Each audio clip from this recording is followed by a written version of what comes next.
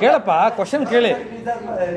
Release ಆದಾಗ ಕಾಲಯ ತಸ್ಮೈ ನಮಃ ಅಂತ ಹೇಳಿದ್ರೆ ಮೀಟ್ ಆದ್ರ ಚೆನ್ನಾಗಿದ್ದಾರೆ ಸರ್, ಹೇಗೆ ಏನಾದ್ರು ಕೇಳಿದ್ರೆ ಕಾಲಯ ತಸ್ಮೈ ನಮಃ ಅಲ್ಲ ದರ್ಶನ್ ಸರ್ ರಿಲೀಸ್ ಆದಾಗ ಕಾಲಯ ತಸ್ಮೈ ನಮಃ ಒಂದ್ ನಿಮಿಷ.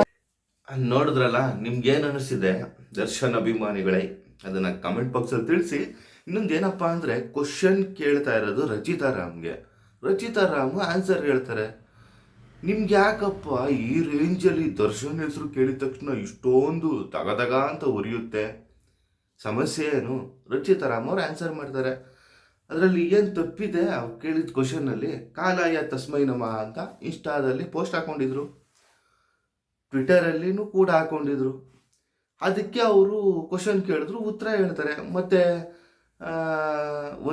ಯಾವುದೋ ಒಂದು ಜ್ಯುವೆಲರಿ ಶಾಪ್ ಓಪನಿಂಗಿಗೆ ಹೋಗಿದ್ರು, ಅಲ್ಲೂ ಕೂಡ ದರ್ಶನ್ ಮೇಲೆ ನಿಮಗೆ ಪ್ರೀತಿ ಇದ್ದರೆ, ನನ್ನ ಮೇಲೆ ಪ್ರೀತಿ ಇದ್ದರೆ ಬಂದು ಸಿನಿಮಾ ನೋಡಿ ಅಂದರು. ಸಿನಿಮಾಗೋಸ್ಕರ ಅವರು ಪ್ರಚಾರದಲ್ಲಿ ತೊಡಗಿದ್ದಾರೆ, ದರ್ಶನ್ ಅವರ ಬ್ಯಾನರಿಂದ ಬಂದಿದ್ದಾರೆ. ಆದ್ದರಿಂದ ಕ್ವಶನ್ ಕೇಳ್ತಾರೆ. ನೀವು ಯಾಕೆ ಅಷ್ಟೊಂದು ಹುರ್ಕೊತೀರಾ? ಆನ್ಸರ್ ಮಾಡೋದು ಅವರು, ಕ್ವಶನ್ ಕೇಳ್ತಾ ಇರೋದು ಅವ್ರಿಗೆ. ನಿಮ್ಗೆ ಅಷ್ಟೊಂದು ಉರಿ ಇದ್ದರೆ ಸೈಲೆಂಟಾಗಿ ತಪ್ಪಗಿದ್ಬಿಟ್ರೆ ಒಳ್ಳೆಯದು.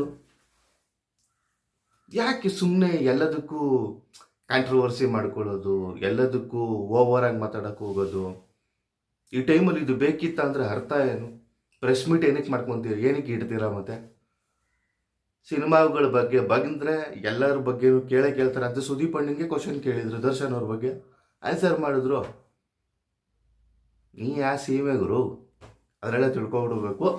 ಮತ್ತು ಸ್ನೇಹಿತರೆ, ಇದ್ರ ಬಗ್ಗೆ ನಿಮ್ಗೇನು ಅನ್ನಿಸ್ತಿದೆ ಅದನ್ನು ಕಮೆಂಟ್ ಬಾಕ್ಸಲ್ಲಿ ತಿಳಿಸಿ. ದರ್ಶನ್ ಅಭಿಮಾನಿಗಳು ಆದಷ್ಟು ಈ ಒಂದು ವಿಡಿಯೋನ ಶೇರ್ ಮಾಡಿ, ಲೈಕ್ ಮಾಡಿ.